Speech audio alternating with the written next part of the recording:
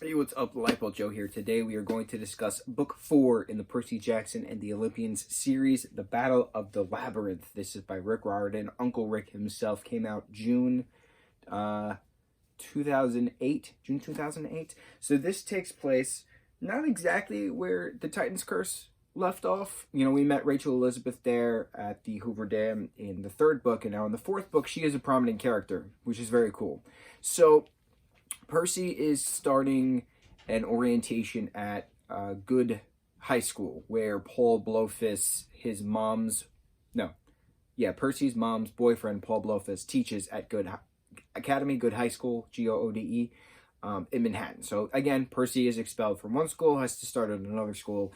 So the first day of orientation is like the day after the last day of school, so it's in June.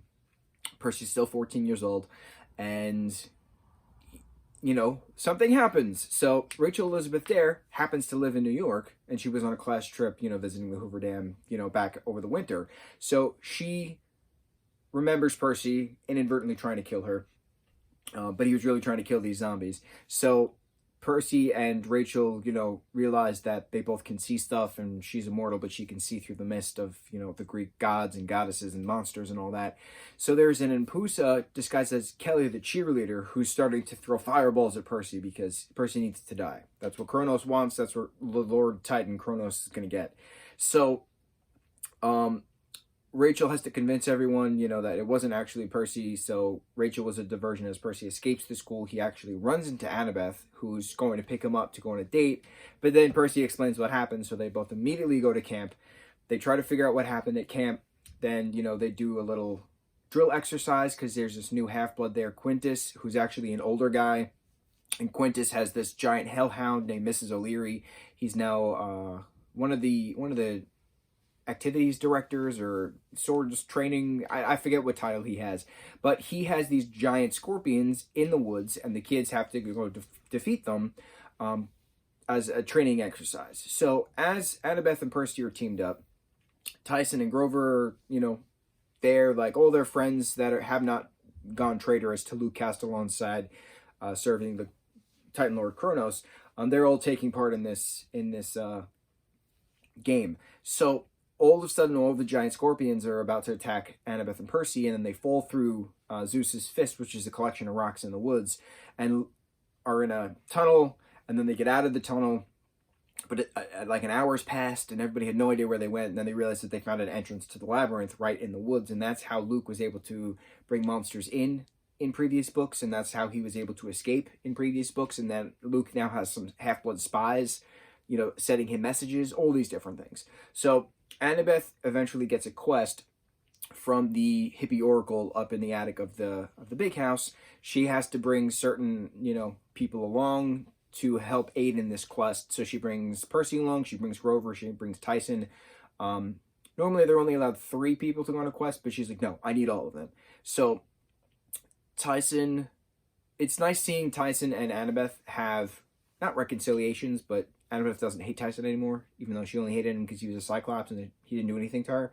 And then Grover is about to get his searcher's license taken away from the Cloven Elders, Council of Cloven Elders. So he might not be able to search for Pan anymore, the lost god Pan. So they all go on their quest into the labyrinth. They wind up in various different circumstances. They're fighting this monster, they're getting lost here, they're almost dying here, etc. They wind up in California at one point. Percy inadvertently blows up Mount St. Helen, which was very interesting because he didn't know his own power, but scary at the same time. But while this is happening, Percy is still getting visions of Nico D'Angelo. Why Nico is trying to summon back his sister? Is Nico trying to kill Percy to bring Bianca back? All these things. So they eventually all reconvene at this cattle ranch where different creatures are being raised for either side of a war, and any type of god, you know, whoever pays, you know, will get the animals kind of thing. And Nico happens to be there as well with the ghost King Minos, who Percy has seen in the different visions. So Nico then eventually learns to kind of not specifically trust Percy, but put trust in Percy to help him achieve his goals, because Nico is very mad at Percy for quite some time because he blames Percy for Bianca's death in book 3, The Titan's Curse. So then Bianca eventually comes back as a ghost and explains that to Nico, he can't be mad at Percy anymore. He has to trust Percy. You know, it's not Percy's fault. It was her decision. It was her time to go. You know, he needs to let her go. So Nico kind of calms down a bit. He's still a maniacal, you know, son of Hades who can summon death at any moment, but he kind of tempers down a teensy bit. So Nico kind of goes with them a little bit on some quests, but then eventually everybody splits up at certain points, because then eventually, again, after the explosion on Mount St. Helen, everybody winds up in different places. So Tyson and Grover wind up searching for Pan. Annabeth assumes Percy's dead, so she goes back to camp with the help of Hera. But then also you have the help of Hephaestus at some points, which is pretty neat. And then Rachel Elizabeth Dare gets called in as a guide to the Mist once Percy shows up back at camp after he's presumed dead. So he's walking into his own funeral, like, all hot shit. And I think it's pretty fun because that's just Percy's character. You know, he's snarky. He's a snarkastic individual.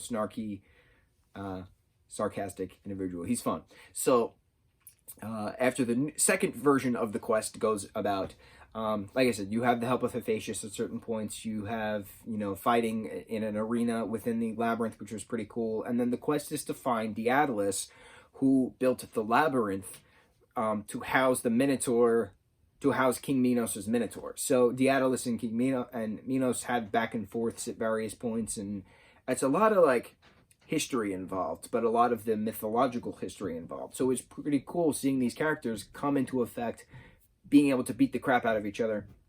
And then it turns out Quintus, the half-blood activities director, swords trainer, whatever you want to call him, was actually an automaton that Daedalus had created, and Quintus is Latin for 5, and it's the 5th body that Daedalus has inhabited. And Daedalus found a way, because he's the greatest inventor ever aside from Hephaestus, to put his conscious mind into an automaton. Awesome. So there's scenes of the kids escaping, you know, after helping Nico and fighting off Minos, and the kids are escaping on with wings down the Rocky Mountains. So you got Annabeth, you got Nico, you got Rachel, you got Percy, all with these bronze wings soaring through the Rocky Mountains, the Garden of the Gods, as they call it. And it's a pretty cool thing to see. I mean, I didn't see it. In my head, I saw it. Read. So once the quests come about and the kids then find another thing within the labyrinth that Percy then investigates, he sees that Kronos himself is now fully embodied in the body of Luke Castellan. We don't know how it was prepared, but Luke is now the vessel of Kronos, the Titan god. Crazy. Crazy, crazy, crazy. So as more things continue on and more battles ensue and more death and all these things, we meet Chris Rodriguez, the half-blood trader who loses his mind, who then is, you know, gets healed by Dionysus, Clarice's boyfriend. We meet Ethan Nakamura in this, who is a traitor, half-blood, whose mom is Nemesis and the goddess of revenge, and he wants nothing to do with her. But Ethan's a pretty cool character, but he, you know, puts himself to Kronos, and then there's that. Beck's got a lot of character development in this as well, which is pretty cool. And it's just fun expanding on the Percyverse, if you will, because a lot more things that happen in this book are prominent within the Heroes of Olympus series. So the Mount St. Helens explosion is referenced many times within the Heroes of Olympus books, which is pretty cool. So then how does this book come to a culmination? How does it come to an end? There is a battle of the Labyrinth. There's many battles in the Labyrinth, but then there's a battle at Zeus's fist entrance at Camp Half-Blood, where monsters and you know, demigods galore are fighting each other. Grover, after they all discovered that Pan is actually dead, has this panic, which is named after Pan, which is this shrieking voice, which scares all the monsters and traitorous demigods and half-bloods to go into the labyrinth again. Daedalus realizes that in order to kill the labyrinth, he has to kill himself, so he dies after allowing Nico to take his soul. Does that make sense? Sure. So Nico, like, goes through a lot of battle points, and, like, people then realize that he is the son of Hades, and Nico's like, listen, I don't belong at camp. Like, I need to go find out answers. I need to know who my mom is. I need to know who my mom was. I need to know who the lawyer was that got us out of the Lotus Hotel, you know, who put us into the school, all of these different things. So Nico's now on a quest to find all this out. Now remember, this is happening in June. Percy is 14 years old, June. Very last chapter of the book is Percy's birthday. August 18th is Percy's birthday. He references that he doesn't like telling people the date, but we all know the date at this point. Percy Jackson's birthday is August 18th. Mark your calendars, have a blue cupcake. So his mom makes him blue cakes, 2 cakes specifically for Tyson to eat. And Paul Blothus is there. He asks Percy if he would be cool with Paul asking his mom to marry him. That was pretty neat. The whole, like, blessing, I guess. And then Poseidon shows up at his son's 15th birthday party, which was pretty cool. And then they're talking about what happened, and Poseidon gives him a sand dollar. But also, you know, Percy flat out asks, you know, I met a son of yours in the Labyrinth who claimed that he was your favorite son. And he decked out, you know, this arena and all these skulls and all these terrible things, you know, why? And Poseidon was saying something like, how did he say it? You know what? I'm going to just read it. I remember the page. Page 357 in the Battle of the Labyrinth. Okay. I nodded uncomfortably. Poseidon put his weathered hand on my shoulder. Percy, lesser beings do many horrible things in the name of the gods. That does not mean we gods approve. The way our sons and daughters act in our names, well, it usually says more about them than it does about us. And you, Percy, are my favorite son. He smiled at that moment. Just being in the kitchen with him was the best birthday present I ever got.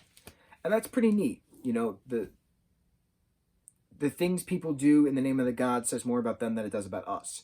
So poignant now with an insurrection going on of seditious acts of corruption and disgust within the Capitol riots. I'm recording this on the 13th. This happened a week ago. It's people do things in the name of others, and it reflects more on them than it does on the others. But this prominently focused more on the gods and goddesses aspect. When people do terrible things in the name of God, when it says more about them than it does about the God. But in this other aspect, in a assimilation reform, the atrocities that have happened in this country over the last 4 years, but specifically within the last week, are because of the disgusting 45th president of the United States. So it's interesting. It's interesting what people believe to be fact when it's actually fiction. And it's interesting when people think that they're doing the right thing when it actually is the most harmful thing. It's interesting how certain mentalities are illnesses that are unchecked. Deep. But when I'm reading this book, Battle of the Labyrinth, came out in June 2008. I graduated high school in June 2008. I graduated and this book came out a long time ago, 13 years ago. You'd never really think to correlate all of those different things. That's the beauty of how Rick writes, is so many things can mean so many other things. And I love that. I love it. So at the end of this book, at the birthday party, Poseidon goes away. Tyson, Sally, Paul, and Percy are playing party games, and then eventually Percy just brings a piece of cake back to his room, and then Nico's on his fire escape little thing. Percy puts a moon lace that he got from Ogygia when he was stranded there with Calypso after the Mount St. Helens explosion. Percy plants the plant, the moon lace grows up, Nico talks about it, Nico's there, he's a little older because it's now August. The plot of this book took place in June, it's now August, Percy's birthday. He's a little taller, a little more shaggy hair, and Percy, you know, is talking to Nico, and Nico says, listen, like, I found some stuff, but we gotta talk. Like, I think I know how to end this, but I gotta talk to you about some stuff. And then he's like, is that birthday cake? And then Percy's like, thinking to himself, wow, like, this kid might not have ever had a birthday party. Like, and then he invites Nico in for cake and ice cream, and let's talk about this. We have a lot to talk about. Incredible.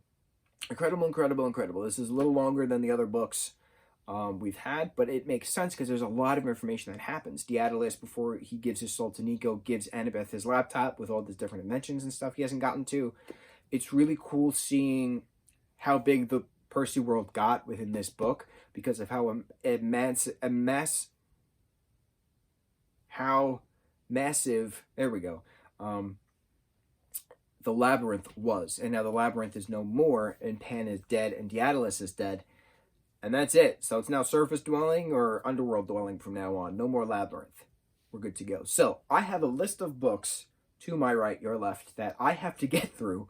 But I also have The Last Olympian to get through, because that is technically the fifth and last book of the Percy Jackson and the Olympians books. Then you have the Kane Chronicles, then you have the Heroes of Olympus books, then you have Magnus Chase, then you have Trials of Apollo, but then you have also the Rick Riordan Presents books. So I gotta figure out which book I'm gonna read first. I feel like I'm gonna start on The Last Olympian just to get that series done with. We can talk about it, and then I'll jump to the other books, but I got a stack of this big of books. Anyway, Battle of the Labyrinth, Rick Riordan, Percy Jackson and the Olympians, Book 4. Wear your Half-Blood shirts with pride, my fellow demigods. Long live Olympus. Mucho mahalo.